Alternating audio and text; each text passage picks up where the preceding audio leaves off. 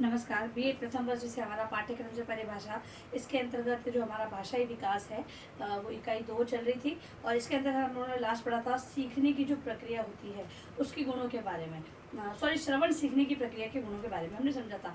आज हम लोग पढ़ेंगे भाषण सीखने और पठन सीखने के जो सीखने के जो गुण होते हैं, प्रक्रिया के जो गुण होते हैं उसकी चर्चा करेंगे।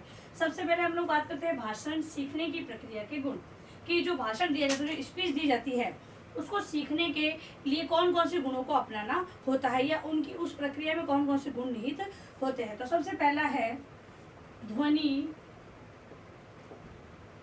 प्रतीकों ध्वनि प्रतीकों की सही पहचान।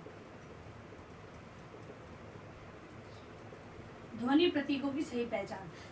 तो जो ध्वनि चिन्ह जो दिए गए हैं भाषा के अंतर्गत, जो लिपि चिन्ह बनाए गए हैं, ध्वनि चिन्ह बनाए गए हैं, अगर भाषणकर्ता को जो भाषण जो स्पीच देना चाहता है उसे अगर उन ध्वनि चिन्हों की पहचान सही प्रकार से नहीं होगी तो वो बोलते बोलते काफ़ी बार अटकेगा या फिर वो सही से शुद्ध उच्चारण नहीं कर पाएगा। इसीलिए भाषण के अंतर्गत जो भाषण की जो प्रक्रिया उसके अंतर्गत ध्वनि प्रतीकों की सही पहचान होने का गुण होना चाहिए। दूसरा है ध्वनियों के उच्चारण का पूर्ण ज्ञान।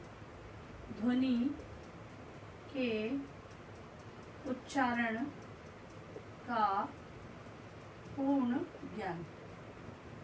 दूसरी बात ये कि जो ध्वनियां हैं उसके उच्चारण का पूर्ण ज्ञान होना चाहिए कि उच्चारण किस प्रकार किया जाए, वो उच्चारण सही होना चाहिए। ठीक है, तो इस अगर उच्चारण का सही ज्ञान नहीं होगा तो भाषण करता है वो सही प्रकार से अपना भाषण संपन्न नहीं कर पाएगा। नेक्स्ट है उच्चारण तत्वों का ज्ञान। उच्चारण तत्वों का ज्ञान। भाषणकर्ता को उच्चारण तत्वों का संपूर्ण ज्ञान होना बहुत ही आवश्यक है। इसकी अगर उच्चारण तत्वों का सही ज्ञान नहीं होगा तो वो सही प्रकार से उच्चारित नहीं कर पाएगा और भाषण है प्रभावपूर्ण नहीं रहेगा और प्रक्रिया है उसके अंतर्गत ये गुण होना बहुत ही आवश्यक है। फिर है क्षेत्रीय भाषा के प्रभाव। क्षेत्रीय भाषा के प्रभाव से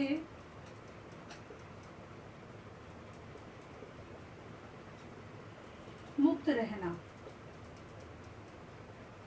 क्षेत्रीय भाषा के प्रभाव के कारण स को ह, च को ह ये इस प्रकार से बोले जाते हैं। तो क्षेत्रीय प्रभाव यदि होता है तो भाषण के अंतर्गत जब इन सब क्षेत्रीय प्रभावित शब्दों या वाक्यों या शब्द अक्षरों का प्रयोग किया जाएगा तो जो सुनने वाला है उसे सुनने में थोड़ा सा हास्यप्रद लगेगा और इसीलिए कहा जाता है कि भाषण की प्रक्रिया में जो क्षेत्रीय प्रभाव है उससे मुक्त रहना चाहिए या फिर उन शब्दों का प्रयोग नहीं करना चाहिए। फिर है स्वराघात एवं गीत का समुचित बल। स्वराघात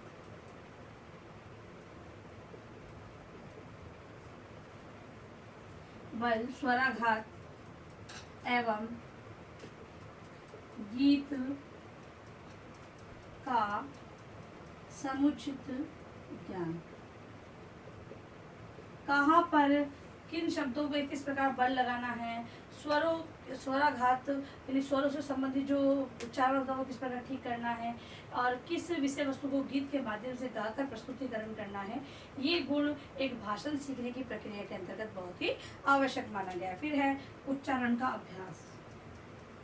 उच्चारण का अभ्यास भाषण सीखने वाले को अपनी भाषण से संबंधित जो प्रक्रिया चल रही है उसके अंतर्गत उच्चारण से संबंधित उच्चारण का अभ्यास करते रहना चाहिए। तो उच्चारण का अभ्यास, ठीक है। फिर नेक्स्ट है शारीरिक रूप से स्वस्थ। शारीरिक रूप से स्वस्थ। शारीरिक रूप से जब तक स्वस्थ व्यक्ति नहीं होगा तब तक वो उचित अपना ध्यान केंद्रित नहीं कर पाएगा और भाषण से संबंधित जो प्रक्रिया है उसमें किन गुणों को अपनाना है उसका समुचित ज्ञान उससे नहीं हो पाएगा। इसलिए शारीरिक स्वस्थ होना बहुत ही आवश्यक है। तो ये भाषण से संबंधित जो गुण थे जो कि एक व्यक्ति को भाषण सीखने की प्रक्रिया में बहुत ही आवश्यक होते हैं। अब है पठन सीखने की प्रक्रिया में गुण। नेक्स्ट है पठन सीखने की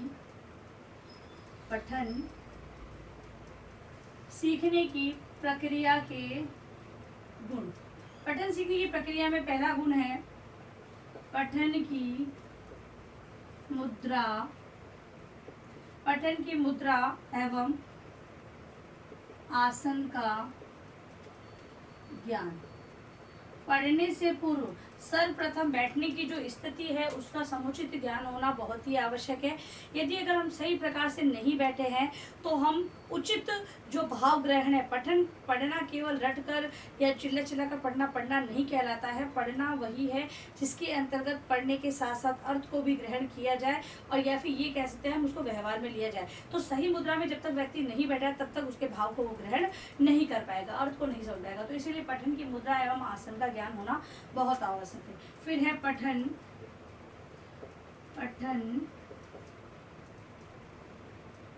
में धैर्य माधुर्य और व्यय।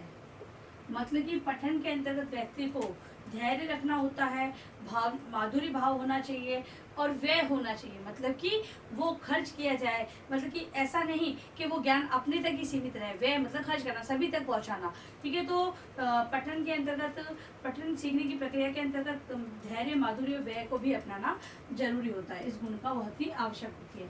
फिर है समुचित स्वर है वो उचित होने चाहिए। उचित स्वर, जो अनुचित स्वरों का उपयोग किया जाता है या फिर स्वरों का समुचित उपयोग नहीं होने पर जो पठन है वो व्यवस्थित, या फिर ये कहे कि जो पठन नहीं कहलाएगा। इसीलिए इस गुण का समुचित स्वरों का उच्चारण होना बहुत ही आवश्यक माना गया है। फिर है समुचित पदच्छेद। समुचित पदच्छेद का मतलब ये है कि जो भी पढ़ा जा रहा है उचित मतलब कि भागों में बंटता हुआ पढ़ना चाहिए। ऐसा नहीं कि हम लोग कहीं पर भी, क्योंकि जहाँ पर जैसे कि हम लोग ये कह सकते हैं कि उचित विराम चिन्ह वगैरह उनको ध्यान में रखते हुए, तो वही जो पैराग्राफ है उसी को उसी प्रकार पढ़ना है। जैसे उसको अगर भागों में बांटा गया है तो उसको उसी प्रकार उच्चारित करना पड़ेगा। ठीक है, अगला है स्पष्ट उच्चारण। पठन के अंतर्गत उच्चारण की बात कर रहे हैं तो वहाँ पर उच्चारण एकदम स्पष्ट होना चाहिए, तभी जो पठनीय सामग्री है तो उसका सही अर्थ ग्रहण किया जा सकता है। फिर है परिचित शब्दावली। पठन के समय ये भी ध्यान रखना है कि जिस शब्दावली से हम लोग जो शब्दावली दी होती है उससे परिचित होना बहुत ही आवश्यक होता है। तभी हम लोग अगर वो शब्दावली पढ़ लेते हैं, उसमें निहित शब्दों के अर्थों को जान लेते हैं, तभी जो पठन है उसकी जो आगे की प्रक्रिया है वो प्रारंभ हो जाती है। पठन का अगर विकास करना है तो शब्दावली से परिचित होना बहुत ही आवश्यक है। फिर है एकाग्रता। ये सबसे महत्वपूर्ण गुण माना गया है। अगर एकाग्रचित होकर कोई व्यक्ति पठन नहीं करेगा तब तक वो विषय वस्तु को नहीं समझ सकता है। तो एकाग्रता सबसे प्रमुख गुण माना गया है। फिर है अर्थबोध। पठन के साथ साथ अर्थबोध का होना बहुत ही आवश्यक है। अगर इस पठन की प्रक्रिया में अर्थबोध को नहीं अपनाया जाएगा तो विषय वस्तु विद्यार्थियों को समझ में नहीं आएगी। तो अर्थबोध बहुत ही आवश्यक है। फिर है सस्वर वाचन एवं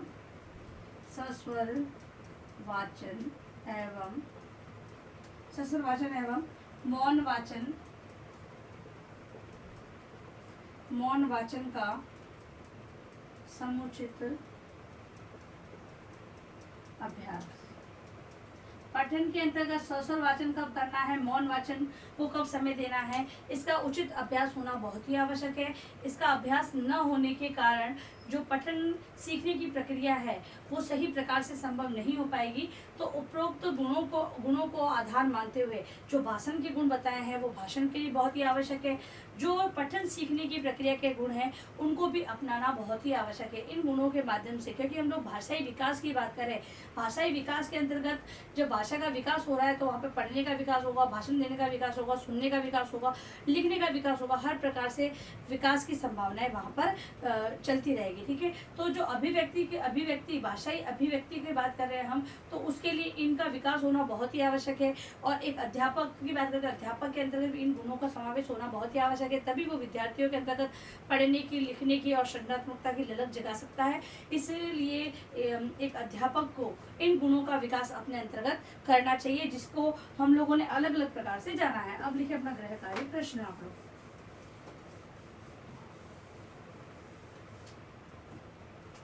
गृह कार्य प्रश्न में आप लोग लिखेंगे भाषण एवं पठन सीखने के गुणों का वर्णन करें। देखो, भाषण एवं पठन सीखने के गुणों का वर्णन आपको अपनी उत्तर पुस्तिका में लिख कर लाना है। और अंत में इस महामारी के दौर में कम से कम ये आवश्यक कार्य होने पर आप लोग घर से बाहर निकलें। बाहर निकलते तो 3 बातों का विशेष ध्यान रखें। मास्क लगाएं, सोशल डिस्टेंस बनाएं और हाथों को बार बार सैनिटाइज करते रहें। सुरक्षित रहे, सभी का ध्यान रखें। धन्यवाद।